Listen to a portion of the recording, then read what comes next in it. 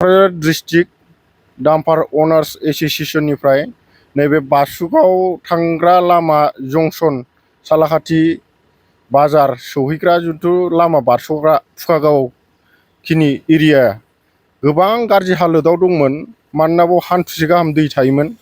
हान्थुसे गाहाम दै थानायनि जाउनाव माखासे टट' इ रिक्साफ्रा आरो स्कुटिफ्रा दै बुरजाखाय नुयियाव बेलथायलाबायबाय थादों।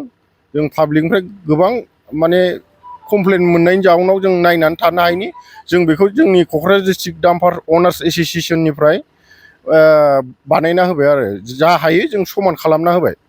माने बे खुनु माबा गैया, बाव सेंसन टेंसन गैया, जोंनिफ्रायनो जों बानायना होबाय आरो एस'सिएशननिफ्राय। मथा मथि 2 किल'मिटारसो 1.5 किल'मिटारसो जागोन आरो जों बेखौ जोंनिफ्राय जा हायो समान खालामना होबाय आरो। सरकारनिसिम जों सरकारखौ थाबैनो खावलायदों जाहाथे नैबे लामाया जोंहा सरासनस्रा मानसिफ्रा गोबां खस्थ' मोननांबाय। मानोना बे लामायानो मेन सालाकाथि बाजारजों फोनांजाबग्रा बासुगावआव थांग्रा मेन लामा होननानै जों सानो आरो। আজি আমি কোকরাঝার ডাম্পার অনার এসোসিয়েশনের পৰা এই দলগাঁৱত ৰাস্তাখিনি যাতায়াতৰ কাৰণে বহুত অসুবিধা হৈছিল ল'ৰা ছোৱালী স্কুলত যাওয়ার কাৰণে। তো এইখিনি চাই আমি কোকরাঝার ডাম্পার অনার্স এসোসিয়েশনের পৰা অলপ ৰাস্তাখিনি ড্ৰেছিঙৰ কাৰণে অলপ সহায় কৰিলোঁ। মেরামতি করার কারণে অলপ সুবিধা করছো। मोजां माथो बिराद गोबावनिफ्राय गाज्रि जानानै दंमोन। दा बानायना फैनो थाखाय आं जोबोद गोजोननाय मोन्दों आरोखि। माने लामाखौ नांखागौ जोंनो, लामानि थाखाय बिराद उसुबिदा जानानै दंमोन। दा बानायना फैनो थाखाय आं जोबोद गोजोननाय मोन्दों आरोखि। बेसे गोलाव बे लामाया? लामायाथ' मा जानो बेलाय 500सो जागोन खोमा, 500 मिटारसो जागोन दां।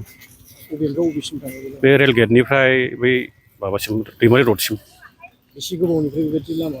गोबावथ' माने बोसोरथामानो जाबाय खोमा। दाख्लैसो सेन्ट्रेल गारदोंमोन, बेयाव जाफुंजोबाखिसै।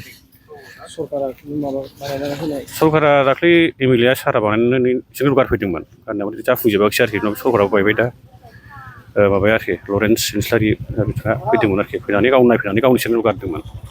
दा जाफुंजोबाखिसै आरोखि खामानिया। बानायनो थाखाय मा खालामदों सरकारनिसिम?